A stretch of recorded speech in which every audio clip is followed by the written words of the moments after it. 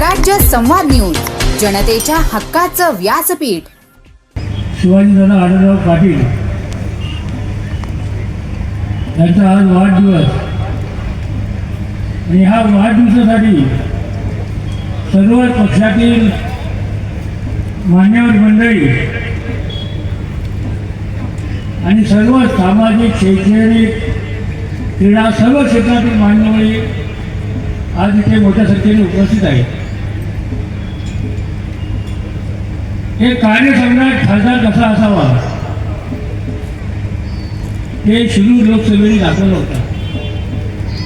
सातत्यामध्ये जनतेच्या मनातील खासदार आणि दादाने पूर्ण शिरूर लोकसभा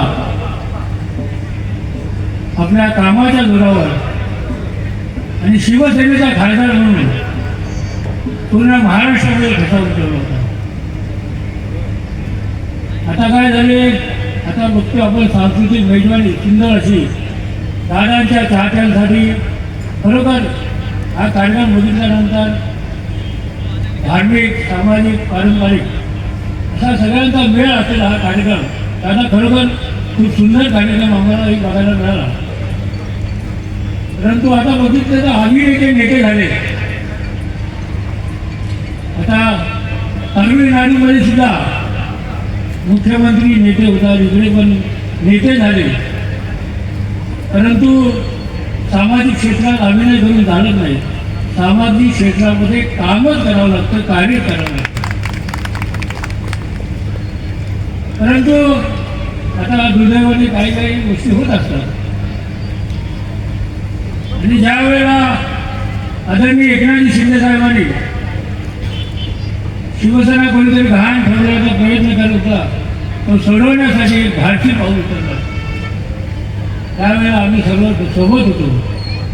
म्हणजे एवढं मोठं धाडस होतं की कोण बोललं ही राजकीय आत्महत्या आहे, कोणी बोललं काय. परंतु साहेबांनी आपल्या कर्तृत्वाच्या जोरावर 2.5 वर्षामध्ये 25 वर्षाचा कुठला मुख्यमंत्री काम करू शकणार नाही, एवढं मोठं कार्य एकनाथ शिंदे साहेबांनी केलं. आणि त्यावेळेला आढळराव पाटील आपल्या शिवसेनेचे खासदार यांनी सुद्धा एकनाथ शिंदे साहेबांना समर्थपणे साथ देण्याचं काम दादांनी केलेलं आपण विसरू शकत नाही.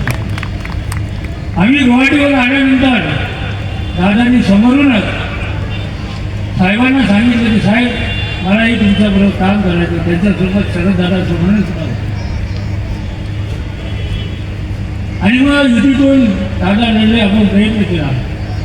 परंतु हरकत नाही, जय पराजय होत असतात. परंतु सर्वच आपण बघताय शैक्षणिक क्षेत्रात एवढं मोठं काम त्यांनी उभं केलेलं आहे. सामाजिक क्षेत्रात तर तुमच्या नगरच्या टोकापासून तर तुमचा हा मतदारसंघ संपेपर्यंत कुणालाही विचारलं तर जनतेच्या मनातील खासदार आजसुद्धा शिवाजी दादा आढळराव पाटील साहेब आहेत. आणि आम्ही नेहमी म्हणायचो दिलीप वळसे पाटील आदरणीय मंत्री महोदय हे आंबेगावला चांगलं काम करायचं, आमच्या जिल्ह्याचं नाव रोशन करायचं. त्याचबरोबर आंबेगावचे राहणारे परंतु शिरूर लोकसभेचे खासदार यांनी सुद्धा आपला ठसा उमटवला. आणि आमच्या शिवसेनेच्या खासदारामध्ये सगळ्यात 1 नंबरचं खासदार काम कोणी केलं असेल तर शिवाजी दादांनी केलेलं आहे. हेही आम्ही म्हणून डॉक्टर श्रीकांत शिंदे साहेब स्वतः येणार होते, परंतु ते इथे नसल्या कारणामुळे मी स्वतः आलेलो आहे. आणि दादांना चांगलं आरोग्य लाभावं, त्यांच्या हातून असं सामाजिक कार्य त्यांच्या हातून होत जावं. आणि युतीतील आहेत ते नेते ज्या युतीने फर्स्ट, सेकंड, थर्ड टर्ममध्ये काम सुरू केलं आहे. आदरणीय एकनाथजी शिंदे साहेब, त्याच्यानंतर आता देवेंद्रजी फडणवीस आणि दोन्ही उपमुख्यमंत्री महाराष्ट्रामध्ये एक विकासाची गंगा आणण्याचं काम करत आहेत. आणि या त्रिमूर्तीने, या महायुतीने एनडीएचा घटक पक्ष म्हणून देशामध्ये आणि महाराष्ट्रामध्ये महायुती म्हणून उत्तम असं काम चालू ठेवलेलं आहे. म्हणूनच युतीचा एक घटक पक्ष शिवसेना त्या पक्षाचा सचिव म्हणून आणि आढळराव दादांचा एक जुना शिवसैनिक चाहता म्हणून मी मनापासून त्यांना शुभेच्छा देतो.